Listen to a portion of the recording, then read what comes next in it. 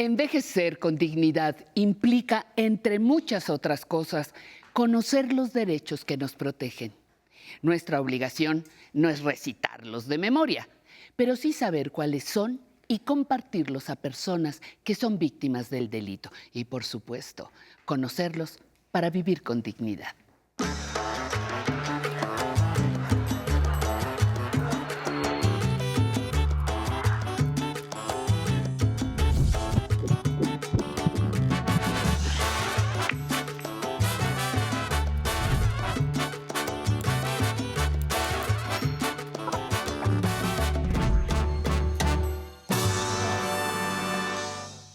Hola, ¿qué tal? Me da mucho gusto saludarnos nuevamente en vivo desde el 11, la emisora del Instituto Politécnico Nacional.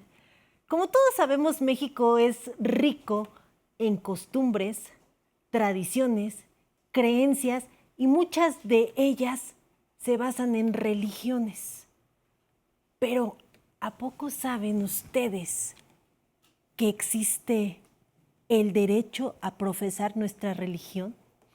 Nuestra Constitución Política en el artículo 24 lo consagra como un derecho que nosotros tenemos, profesar o no profesar una religión. Y hoy en el estudio vamos a tener a un experto que nos hablará precisamente de este tema. Pero antes, como ya saben y como ya es costumbre, vámonos a esta cápsula que hemos preparado para todos ustedes.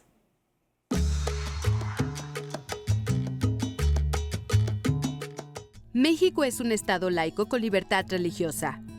En el artículo 24 de la Constitución Política de los Estados Unidos Mexicanos, en nuestra Carta Magna, se establece que toda persona dentro del territorio nacional gozará de 3 libertades básicas: la libertad de convicciones éticas, la libertad de conciencia y la libertad religiosa.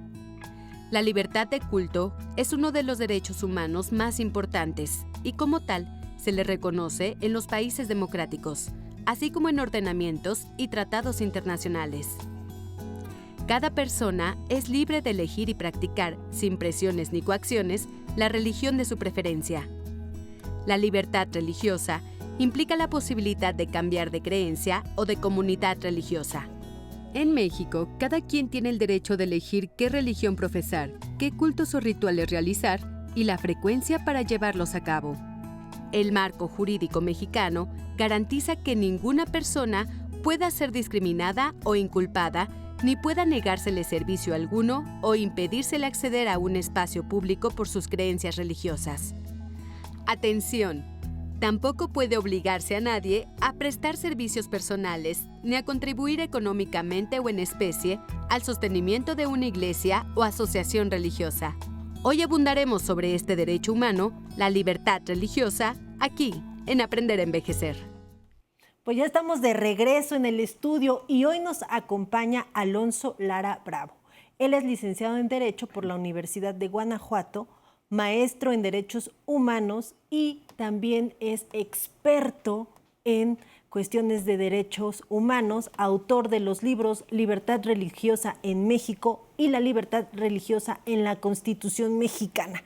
Así que algo ha de saber sobre este tema. Alonso, muchas gracias por estar hoy aquí en vivo en el programa de Aprender a Envejecer. La mayoría profesa una religión o no la profesa y ya es como parte de nuestra identidad, pero pocos sabemos que es un derecho que tenemos de profesar una religión. Sí, primero gracias por la invitación, estoy muy contento de estar aquí.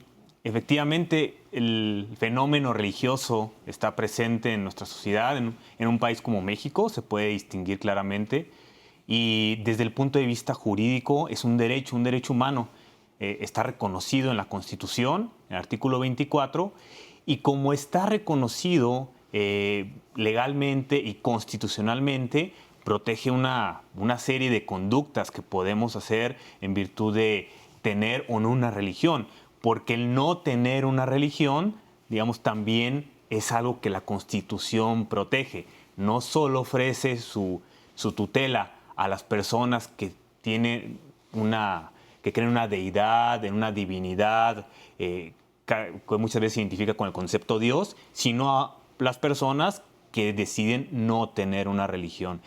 Y pues sí, efectivamente constituye un derecho que está reconocido en diversos instrumentos legales, entre ellos la Constitución, o a nivel legal, por ejemplo, la Ley de Asociaciones Religiosas y Culto Público.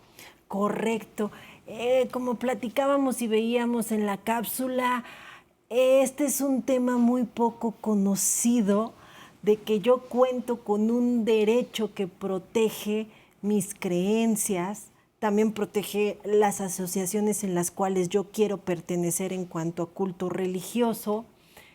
¿Tengo límites en cuanto a este derecho o puedo profesarlo libremente como se me antoje? Ahorita te voy a lanzar algunas preguntas específicas, pero ¿tengo límites en cuanto al ejercicio de mi derecho a libertad de religión? Sí, sí hay límites. Ningún derecho humano es absoluto y la libertad religiosa, pues como derecho humano tampoco lo es. Desde la propia Constitución señala que el ejercicio de este derecho no puede constituir un delito o como contrariar el orden público. ¿Esto qué significa? Que la libre manifestación de las creencias, ya sea de manera individual o de manera colectiva, pues debe respetar los derechos de las otras personas y permitir como la libre convivencia y coexistencia, porque, ojo aquí, si bien nos encontramos en un país en el que se podría decir que hay todavía una religión mayoritaria, aunque ya no como antes, la diversidad religiosa es amplísima. O sea, son muchas las religiones formalmente incluso registradas ante autoridad y aquellas que tal vez no estén registradas ante autoridad, pero que se constituyen como un sistema de creencias autónomo y por ende no puede ser ilimitado el derecho a la libertad religiosa. Y como ejemplo de ello, recientemente se ha discutido, por ejemplo, si el personal sanitario tiene derecho a no llevar a cabo ciertos procedimientos médicos por motivos religiosos. Por creencias. Y lo que se ha determinado a nivel judicial es que ese derecho, que se le conoce la objeción de conciencia, no es ilimitado, puesto que va de por medio la salud, incluso la vida de las personas que podrían requerir atención médica. Sí, yo te preguntaba que si tengo límites porque, bueno, si a mí se me ocurre que dentro de mi religión voy a hacer rituales y sacrificios humanos, pues evidentemente esto no lo tendría yo así tan de manera libre, ¿no? Porque ya estaría constituyendo un delito. Exactamente. Has puesto un ejemplo muy claro. No puede atentar contra la vida de las personas, por ejemplo, o pensar en una situación en la que en virtud de preceptos religiosos se permitía el maltrato infantil. Animal. O sea, ya hay religiones que estatuyen el sacrificio animal. Esto lo estudió, por ejemplo, la Corte Suprema en Estados Unidos en relación con algún tipo de creencias. Y bueno, lo que ha determinado es si la afectación, por ejemplo, a la salud pública es tan importante que se debe limitar la libertad religiosa. Y ese ejercicio de ponderación pues se debe hacer al caso concreto, pero de manera así general yo te podría decir, no puede poner en riesgo la vida de las personas o bienes fundamentales. Por lo general tenemos muchas veces la idea de que las personas adultas mayores son más cercanas a la religión, ¿no? De que la abuelita, el abuelito van a la iglesia, van a algunas asociaciones religiosas, algunos rezan ciertos, no sé, los rosarios en casa, etcétera. Y pues bueno, las nuevas generaciones van cambiando y a lo mejor algunos de nuestros nuevos familiares ya dicen yo no quiero tener una religión o me voy a otra religión. ¿Mis familiares me pueden obligar a pertenecer a alguna religión o prohibirme pertenecer a mi religión? No, diría como respuesta general. Y hay que distinguir. Por ejemplo, has hablado de personas adultas mayores. Algunas de ellas se pueden hacer cargo de personas que estén en crecimiento, o sea, niños o niñas. Y ojo aquí, lo va a ver desde ambas perspectivas. Los niños y niñas van adquiriendo, van desarrollando su capacidad de decisión y conforme van adquiriendo madurez, podrán ir tomando decisiones sobre en qué creer o incluso tal vez no creer, porque también se puede no creer en nada. Es importante este punto que tomas, porque muchas veces dices, no, pues yo al nietecito lo voy a hacer como el mío, como yo, ¿no? Como yo quiero, que crean lo que yo quiero. Exactamente, y dentro de ese ámbito de privacidad familiar se podría decir que las personas, los progenitores o quien esté al cuidado de los niños y niñas tienen cierto derecho a inculcar la religión o las creencias, pero llega un punto en el que niños y niñas pueden decidir, y eso es progresivo, no es de un día a otro. Ahora, desde el otro lado, si los adultos mayores, pues las personas adultas mayores pueden o no ser obligadas, pues claro que no. Como tú lo dices, conforme pasa el tiempo, es común, no en todos los casos pasa, pero es común que la gente empiece a ver como un sentido trascendente de la vida y que por eso lo desemboquen en la religión. Y esa elección de en qué creer es meramente personal, siempre y cuando se ajuste a los límites que ya dijimos, no puede ser obligada. Correcto, entonces ustedes son libres de profesar la religión que ustedes deseen, nadie puede obligarlos ni limitarlos a que profesen o no profesen una religión. Ya nos lo dijeron, es un derecho, es una libertad que nosotros tenemos, salvo con las ciertas restricciones que ya nos platicó el especialista. Tengo muchas preguntas todavía sobre este tema tan interesante, pero vamos a ir a un pequeño corte y regresamos al estudio aquí contigo para que nos las aclares. Acompáñenme al corte. Bueno, me he dedicado 55 años a lo mismo aquí, a hacer las carnitas. Sin modestia, pues el sazón de las cosas que elaboramos aquí. Y también otra cosa, pues el trato de los clientes, hay que atenderlos bien, como se merecen. Y así es como hemos durado hasta esta fecha, que yo he estado aquí los 55 años.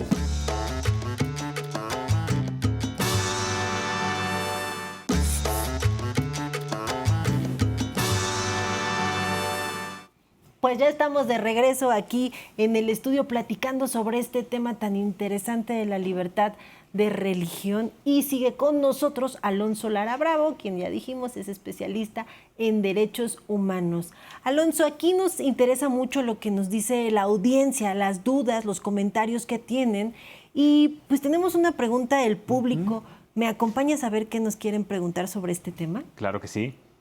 Buenos días, mi nombre es Olga Cruz, tengo 59 años y me gustaría mucho preguntarle a la abogada en relación a la libertad de religión y culto, si hay alguna ley que ampare esta situación. Alonso, ¿existe legislación al respecto? Sí, claro que sí. En primer lugar, como ya lo adelantábamos, señora Olga, la propia Constitución reconoce y tutela este derecho a la libertad religiosa, y a nivel legal está más desarrollado en la Ley de Asociaciones Religiosas y Culto Público. Además, el contenido que se ha dado o con la manera como se ha interpretado el derecho ha corrido a cargo de la Suprema Corte de Justicia de la Nación, porque pues yo le puedo decir, señor Olga, y a todas las personas que nos acompañan en el programa, tiene libertad religiosa usted, pero de eso a saber pues qué puedo hacer, que sí, que no, en virtud de ese derecho, pues hay una gran distinción. Y a través de ciertas sentencias, la Suprema Corte es que está establecido, por ejemplo, que esto implica que la libertad religiosa permite reunirnos para efecto de culto público, que permite expresar creencias religiosas, que permite el acudir obviamente a iglesias, que da la posibilidad de no declarar o no decir qué religión tengo yo para no ser una persona discriminada por ese motivo. Entonces sí está protegido legalmente. Acabas de mencionar una palabra clave, discriminar. Si a mí me discriminan por profesar alguna religión, ¿qué medios de defensa tengo? no sé, que a lo mejor en donde yo vivo, no, es que este no practica nuestra religión, a este no lo invitamos, o en los trabajos, bueno, en algunas escuelas, porque bueno, hay personas adultas mayores que también deciden continuar con su educación, pero pues a lo mejor por una cierta religión no los permiten. ¿Qué puedo hacer si me discriminan por esta cuestión de profesar mi religión? Sí. Bueno, la Constitución, además de reconocer el derecho a la libertad religiosa, te da un derecho a no ser a las personas a que no sean discriminadas por motivos religiosos. El artículo 1 constitucional tiene diversas categorías protegidas, una de ellas es la religión. ¿Y qué se puede hacer? Ante una discriminación de este tipo, las personas pueden acudir a un medio de defensa vía judicial como el juicio de amparo. O sea, promover un juicio de amparo en el caso de que alguna autoridad les haya discriminado. ¿Qué quiere decir esto de discriminación? Limitado o vedado el ejercicio de un derecho por tener cierta religión. También podemos pensar en una queja, una denuncia ante organismos autónomos de derechos humanos, como lo puede ser la Comisión Nacional de Derechos Humanos, que por cierto, la Comisión Nacional de Derechos Humanos ya en algunas ocasiones se ha pronunciado, por ejemplo, en los casos en que niños o niñas en escuelas públicas se abstienen de saludar a la bandera por creencias religiosas. Entonces, una clara muestra de cómo sí hay mecanismos judiciales y no judiciales para defenderse en contra de actos discriminatorios. Correcto, porque como lo mencionamos, es un derecho. Entonces, ahí yo cuento con ciertos medios de defensa para poder pues, ejercerlo, o en caso de que me lo violenten, pues ahí que me proteja la justicia en caso de que se me esté violentando este derecho. ¿Sí recurre la gente? Sí. Hay casos que han llegado, bueno, comúnmente llegan a, por ejemplo, a juzgados de distrito, a diversos órganos jurisdiccionales, pero hablando, por ejemplo, de la Suprema Corte, conoció de un asunto en el que un colegio de médicos, bueno, un grupo de personas médicas, pidió que se le realizara un examen un día distinto al sábado, porque de acuerdo a sus creencias religiosas, el sábado solo puede estar destinado para el culto religioso. Entonces dijeron, sí queremos hacer el examen y lo vamos a tomar, solo háganlo otro día distinto al sábado. Se les negó por parte de la autoridad esa petición y esto se sometió a consideración de las autoridades judiciales y llegó a la Corte. La Suprema Corte determinó que era razonable pedir que fuera otro día, toda vez que era parte de sus creencias y que además eso no representaba una carga desproporcionada y se podían hacer los ajustes para que, por un lado, se cumpliera o estas personas no dejaran de observar sus creencias religiosas y por otro lado cumplieran los deberes que les imponía el ejercicio de su profesión. Así es que sí hay casos y yo recomiendo que si alguna persona adulta mayor, considera que es discriminada o que en virtud de su religión se le desconocen otros derechos, lo haga saber a las autoridades respectivas. ¿Cómo que otros derechos que se les desconozcan por...? Pues, de la mano con la libertad religiosa, por ejemplo, te pueden limitar tu derecho a la educación, por ejemplo, de acceder a ciertas instituciones, tu derecho al esparcimiento de ciertos lugares en los que te podrían decir, bueno, aquí no se admite a quien venga vestido de determinada manera que vaya conforme a una religión, el derecho... asociarse a la salud, por ejemplo, de que las intervenciones médicas que te pueden realizar sean distintas a las que tú consideres que van con tu religión. Entonces vemos cómo la libertad religiosa se une o toca muchos derechos. Correcto. Pues ya está, mis queridos amigos, un nuevo tema que trajimos para que ustedes sepan, conozcan que existe este derecho y esta protección para que ustedes profesen la religión que ustedes desean. Yo te quiero agradecer, Alonso, gracias, que nos hayas traído toda esta información tan importante para nuestro auditorio. Muchas gracias por haber estado el día de hoy aquí con nosotros. Ha sido un gusto para mí. Y pues como siempre, muchas gracias a todos y todas ustedes que nos siguieron durante nuestra transmisión. Ahora yo los voy a dejar con una cápsula que les va a ayudar a saber cómo realizar el refrendo de la tarjeta de circulación. Muchas gracias a todos ustedes. Yo los espero el domingo y también el próximo martes para que conozcan más de sus derechos.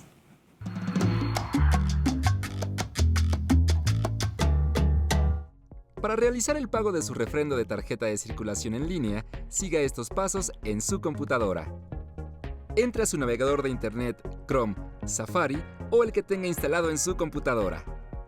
En la barra superior, ingrese el sitio web https://trámites.cdmx.gov.mx/tarjeta-circulación-public. Dé clic en el botón verde que dice Inicia con tu cuenta única llave CDMX. En la siguiente página, escriba su correo electrónico y contraseña. Posteriormente, seleccione Iniciar sesión. A continuación, deslice la pantalla para conocer los requisitos. Toque en Siguiente. Posteriormente encontrará el monto a pagar dependiendo de su vehículo. Seleccione Siguiente. Por último, antes de proceder al pago, debe tener a la mano la siguiente información: número de placa, CURP o RFC y correo electrónico. Continúe presionando Iniciar trámite. Es necesario que obtenga una línea de captura. Vaya a la ventana Nuevo trámite y pulse Iniciar trámite. En los siguientes campos ingrese su número de placa, CURP y correo electrónico. Después, oprima en Continuar. El sistema le solicitará que verifique su información. Si desea continuar, toque en Mis datos están correctos. Si hay algún error, presione en No, corregir mis datos. La CEMOVI le brinda un folio de trámite. Es importante que lo guarde. También le proporciona la línea de captura para realizar su pago. Elija el método Pago en línea. Será dirigido a otra página en donde debe escribir su correo electrónico.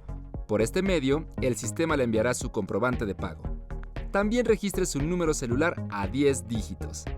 Después seleccione Continuar. Ahora elija la opción Tarjeta de crédito y débito. Para llevar a cabo su pago, ingrese los datos de su tarjeta: titular de la cuenta, 16 dígitos de su plástico, fecha de expiración y el código de seguridad que está al reverso. Toque sobre la casilla No soy un robot y presione en Continuar. Después debe confirmar la operación. Corrobore sus datos bancarios y el monto a pagar. Si son correctos, elija Continuar. Dependiendo de su banco, le pedirán hacer la confirmación de este pago para corroborar que efectivamente usted realizó esta transacción. Puede ser que a través de un mensaje de texto le envíen un código de seguridad para que éste lo introduzca en una casilla que aparecerá en una nueva ventana. Y así, la institución bancaria autoriza el cobro o simplemente le envíen un correo electrónico para notificarle que se hizo un cargo a su cuenta. Es importante que lea las instrucciones para saber qué tipo de verificación le solicita, ya que cada institución financiera utiliza un método distinto. Le proporcionarán su número de operación y número de autorización. Esta información se la enviarán a su correo electrónico. Pulse en Continuar. Se le notificará que su operación fue exitosa. Vaya a su correo electrónico y abra el mensaje que le envió el gobierno de la Ciudad de México con su comprobante de pago. Le muestra su número y folio de referencia. Identifique estos datos, ya que debe ingresarlos en el paso siguiente. Haga clic en el enlace de color azul. En la página que le arroja el sistema, copie los folios antes mencionados y presione Enviar. Aquí le notificarán que su línea de captura ha sido aprobada. Para finalizar el proceso, seleccione Continuar. Ahora regrese a su navegador de Internet al sitio web inicial, https://trámites.cdmx.gov.mx/tarjeta-circulación-public y toque en Consulta de vigencia. Escriba su número de placa y pulse en Verificar vigencia. En la siguiente ventana, la CEMOVI le proporciona la nueva vigencia de su tarjeta de circulación, misma que debe imprimir y portarla en su vehículo con la tarjeta de circulación vencida. Deslice la pantalla y seleccione Imprimir. Si tiene alguna duda, puede enviarla al correo electrónico tecnología@aprenderenvejecer.tv. ¡Hasta la próxima! Qué gusto que se quedaron con nosotros conociendo sus derechos. Les mandamos saludos hasta Oaxaca, Jalisco, Cuautla, Villahermosa, Tabasco y Tamaulipas. Recuerden que tenemos diferentes plataformas digitales para atender sus mensajes, como el Instagram. Nos pueden encontrar como @aprenderenvejecer, en donde subimos información de los especialistas y los temas que vamos teniendo diariamente. Además, nos encuentran como Aprender a Envejecer en Spotify, por si ustedes prefieren solamente escuchar los programas. Ahora vamos a leer algunos de los mensajes que ustedes nos han hecho llegar a través de nuestras redes sociales. Mirna Navarro nos dice: me encanta su programa y me encanta el 11. Saludos desde Arizona. Patti Lu, muchas felicidades por estos 2 años de apoyo a los adultos mayores. Gran programa. María Elena González, saludos y bendiciones. Soledad Elizarrarás, importante conocer esta información. Lupita, felicidades, maravilloso programa. Y nos despedimos con la mejor energía. Aquí seguimos disfrutando de la vida al ritmo de Enrique VIII con los ovnis. Agarre su pareja de baile y a la pista.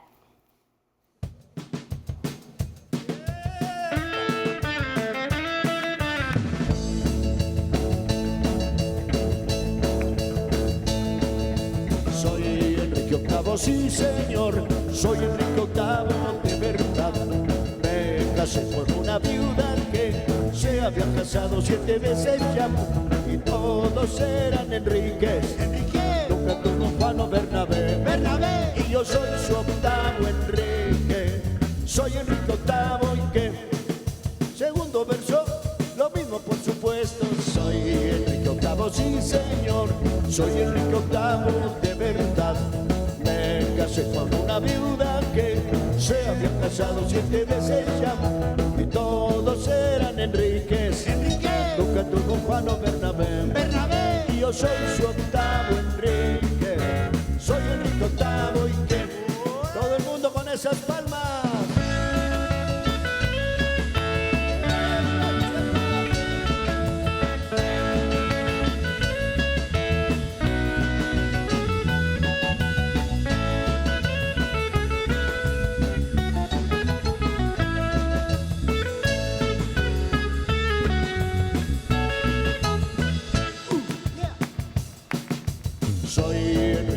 Sí, señor, soy Enrique VIII de verdad. Me casé con una viuda que se había casado 7 veces ya, y todos eran Enríquez. Nunca tuvo Juan o Bernabé. Y yo soy su